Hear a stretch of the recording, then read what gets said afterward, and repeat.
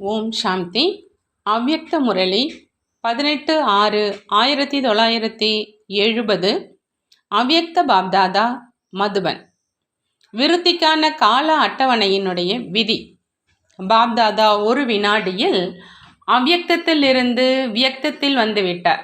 அதே போல குழந்தைகளும் ஒரு வினாடியில் வியக்தத்திலிருந்து அவ்யக்தமாக முடியுமா?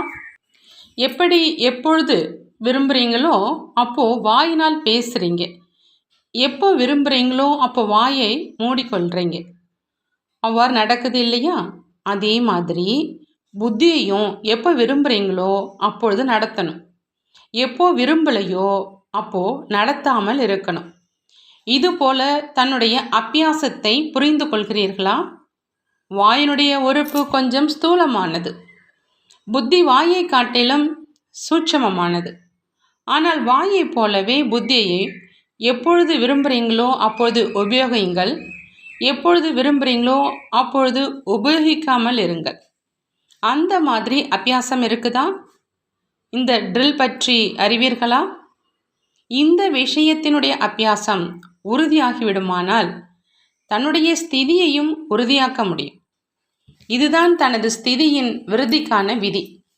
அநேக குழந்தைகளுடைய சங்கல்பம் விருத்தியை எப்படி ஏற்படுத்துவது என்பதாக இருக்குது.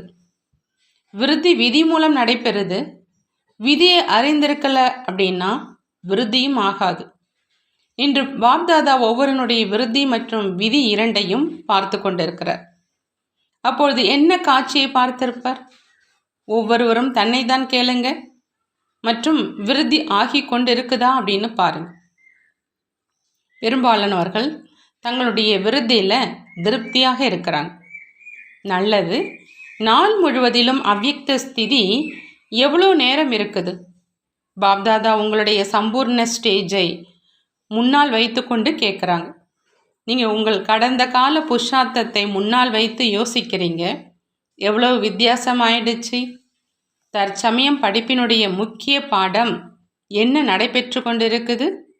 அதிகத்திலும் அதிகமாக அவ்யக்த ஸ்திதியை அமைத்து கொள்ள வேண்டும் என்ற முக்கிய சப்ஜெக்டை படித்து கொண்டிருக்கீங்க. முக்கிய சப்ஜெக்டில் முடிவு குறைவாக இருக்குது. நிரந்தர நினைவில் இருப்பதற்கான சம்பூர்ண ஸ்டேஜுக்கு முன்னால் 1 மணி நேரம் என்பது என்ன?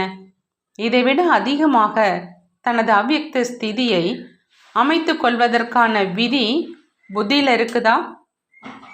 விதி இருக்கும் அப்படின்னா விருத்தி ஏன் ஏற்படலை? காரணம் என்ன? விதி பற்றிய ஞானம் முழுவதும் தெளிவாக புத்தியில் வருது. ஆனால் ஒரு விஷயம் வருவது கிடையாது. அதனுடைய காரணத்தினால விதி பற்றி தெரிந்திருந்த போதும் விருத்தி ஏற்படலை. அது எந்த விஷயம்? நல்லது. இன்று விருத்தி எப்படி ஏற்படும் என்பதை பற்றி சொல்கிறோம். ஒரு விஷயம் வருவதில்லை, அதாவது விஸ்தாரம் ஆக்குவது மற்றும் விஸ்தாரத்தில் செல்வதற்கு வருது. ஆனால் விஸ்தாரத்தை எப்பொழுது விரும்புகிறீங்களோ அப்பொழுது ஒருங்கிணைப்பது மற்றும் உள்ளடக்குவதற்கான பயிற்சி குறைவு. ஞானத்தினுடைய விஸ்தாரத்தில் வருவது பற்றியும் அறிவீங்க. ஆனால் ஞானத்தின் விஸ்தாரத்தை சுருக்கி ஞான சொரூபமாகி விடுவது, விதை வடிவமாக ஆகிவிடுவது, இதனுடைய பயிற்சி குறைவு. விஸ்தாரத்தில் செல்வதனால நேரம் அதிகம் வீணாகுது, மேலும் சங்கல்பம் கூட வீணாகுது. எனவே எந்த சக்தி சேமிப்பாக வேண்டுமோ அது ஆவது கிடையாது. இதற்காக என்ன திட்டத்தை உருவாக்குவது என்பதை பற்றி இன்று சொல்கிறோம். முழு உலகத்திலும் பெரியவரிலும் மிக பெரியவர்கள் யார்? நாம் சங்கமேக பிராமணர்கள். பெரியவரிலும் பெரிய மனிதர்கள் என்ன செய்கிறாங்க? இன்றைய பெரிய மனிதர்கள் எந்த சாதனங்களை கைக்கொள்கிறாங்க? அதன் மூலம் பெரிய பெரிய காரியங்களை வெற்றி பெறுறாங்க. அவங்க முதல்ல தங்களினுடைய சமயத்தை நிர்ணயம் செய்கிறாங்க. தங்களுடைய கால அட்டவணையை தயார் செய்கிறாங்க. எவ்வளவு சுறுசுறுப்பாக உள்ளனரோ அந்த அளவு ஒவ்வொரு மணி நேரத்துக்கும் அட்டவணை தயார் செய்கிறாங்க. கால அட்டவணை இல்லை என்றால் நேரத்தை பயனுள்ளதாக ஆக்கிக்கொள்ள முடியாது. நேரத்தை பயனுள்ளதாக ஆக்கவில்லை என்றால் காரியமும் வெற்றி பெறாது. இதனால் இன்றைய பெரிய மனிதர்கள் ஒவ்வொரு நேரத்தினுடைய கால அட்டவணையையும் தயார் செய்கிறாங்க. தங்களுடைய நாட்குறிப்பில் குறித்து வைக்கிறாங்க. பிராமணர்கள் நீங்கள் பெரியவர்களும் பெரியவர்கள் என்றால் நீங்கள் உங்களுடைய கால அட்டவணையை வைக்கிறீர்களா? இது ஒரு விதி. எப்படி அந்த மனிதர்கள் தினம் கால வேளை ஆரம்பமானதுமே கால அட்டவணையை தயார் செய்கிறாங்க, அதுபோல நீங்கள் ஒவ்வொருவரும் அமிர்த வேளையிலிருந்தே கால அட்டவணையை தயார் செய்யுங்கள். அதாவது இன்றைய நாளில் என்னென்ன செய்ய வேண்டும், எப்படி சரீரத்தின் காரியங்களுக்கான கால அட்டவணை தயார் செய்து இருக்கிறீர்களோ அதே மாதிரி ஆத்மாவினுடைய முன்னேற்றத்திற்காகவும் கால அட்டவணை தயார் செய்யுங்கள். புரிந்ததா? எப்படி அந்த மனிதர்கள் தங்களுடைய திட்டத்தை உருவாக்குறாங்க, இன்றைய நாளில் இத்தனை காரியங்களை முடிக்கணும் அப்படின்னு.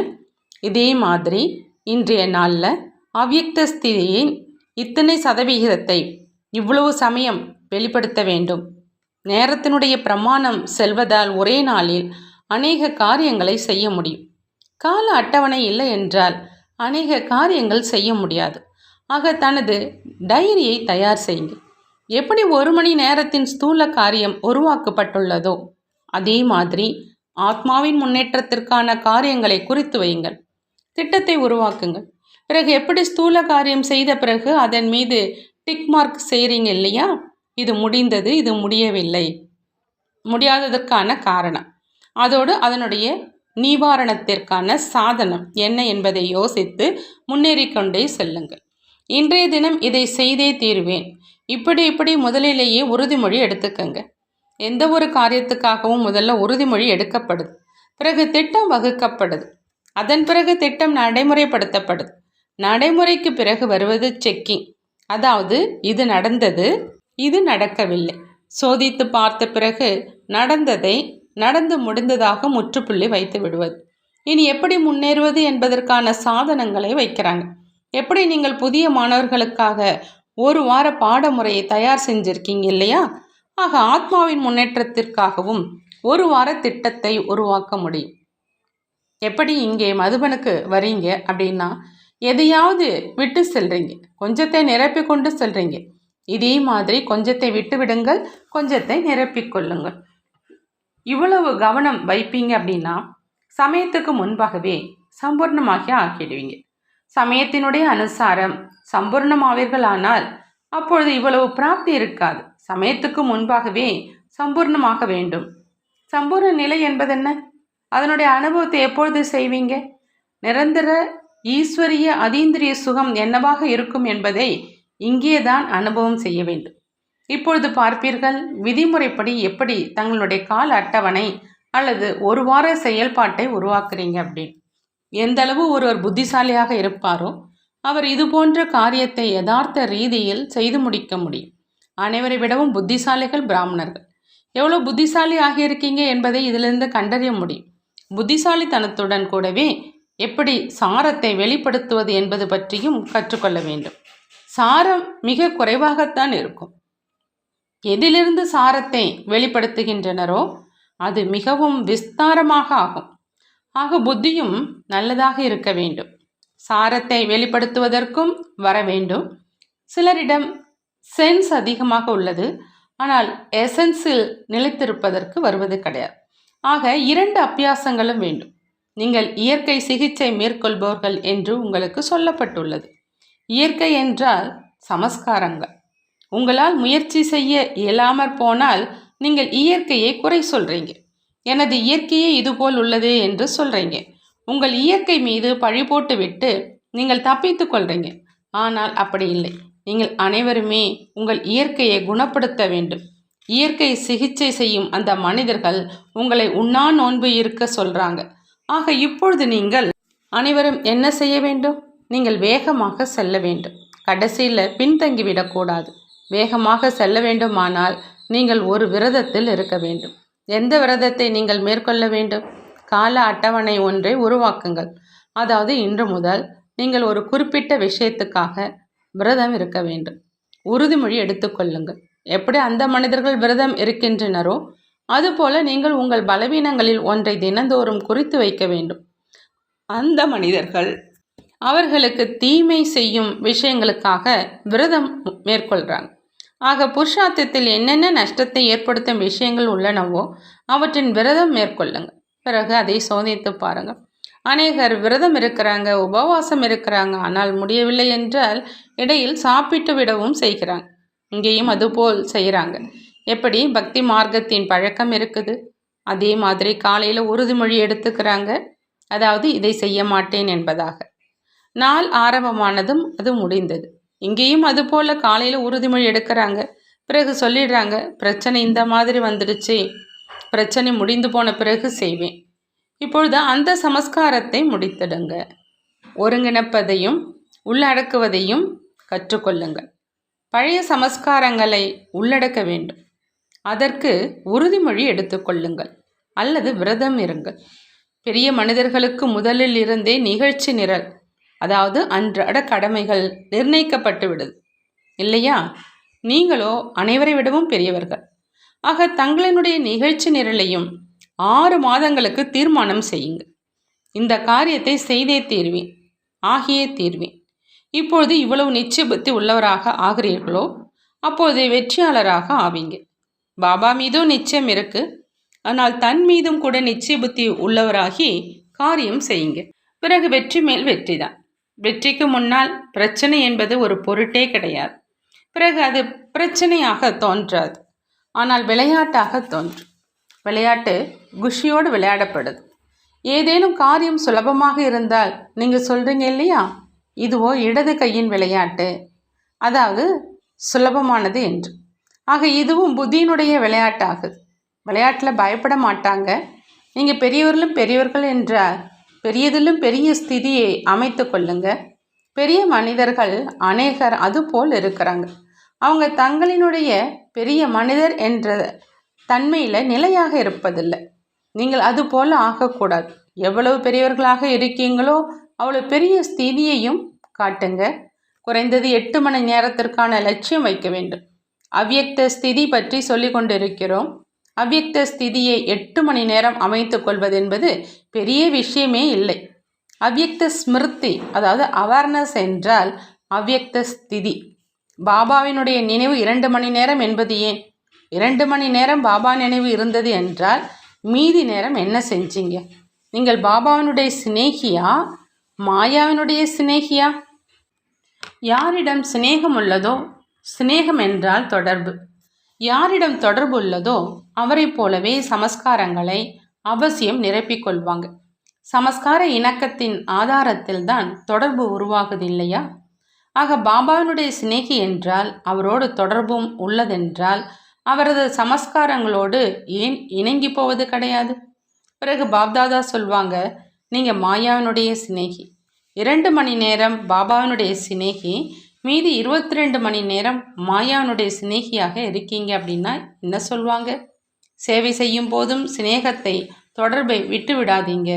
சம்பூர்ண ஸ்டேஜ் என்பது பாபாவினுடைய நெருக்கத்தில் இருப்பதால் தான் உருவாகும். ஒரு பாடல் கூட உள்ளது இல்லையா, அவரும் நம்மை பிரிய மாட்டார், நாமும் கவலை கொள்ள மாட்டோம். ஒருவர் மற்றவரை பிரியவே மாட்டீங்க என்னும் பொழுது சிநேகம் மனதிலிருந்து எப்படி நீங்கும்? ஆக அது நிரந்தரமாக இருக்கணும். ஆனால் புருஷார்த்தி என்பதால் பிறகும் நேரம் தருகிறார்.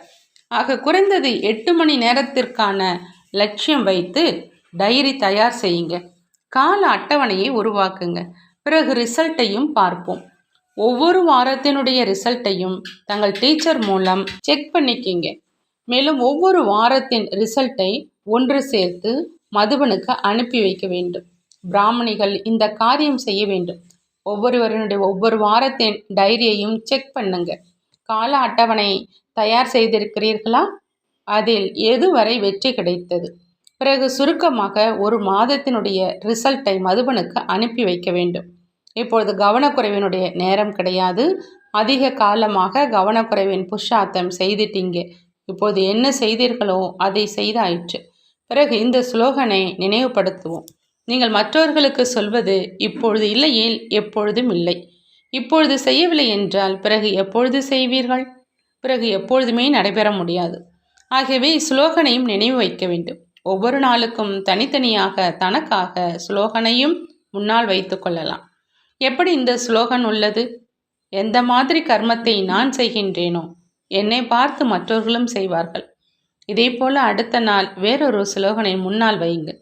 எப்படி பாப்தாதா சொல்லியிருக்கிறார், வெற்றி நமது பிறப்புரிமை. இதையும் சொல்லியிருக்கிறார், அதாவது செத்து போவோம் ஆனால் தோற்று போக மாட்டோம். இதுபோல பலவிதமான ஸ்லோகன்களை ஒவ்வொரு நாளும் உங்கள் முன்னால் வையுங்கள். அதை நடைமுறையில் கொண்டு வாருங்கள். பிறகு பாருங்கள் எவ்வளவு விரைவாக அவ்யக்த ஸ்திதி உங்களுக்குள்ள அமைந்து விடுது அப்படின்னு. பரிஸ்தாக்களை ஒருபோதும் பூமி கவர்ந்தெழுக்க முடியாது இல்லையா? அவர்கள் அவ்வப்பொழுது வருவாங்க, செல்வாங்க. காரியம் முடிந்தால் மேற்கொண்டு இங்கே இருக்க மாட்டாங்க. நீங்களும் கூட காரியம் செய்வதற்காக சரீரத்தினுடைய ஆதாரத்தை எடுத்தீங்க. காரியம் முடிந்ததும் பிறகு ஒரு வினாடியில் அவ்யக்தமாகிவிட வேண்டும். இது நடைமுறையாகி விடுமானால் பிறகு நீங்கள் பரிஸ்தா என அழைக்கப்படுவீர்கள். நல்லது. ஓம் சாந்தி. நன்றி பாபா. நன்றி.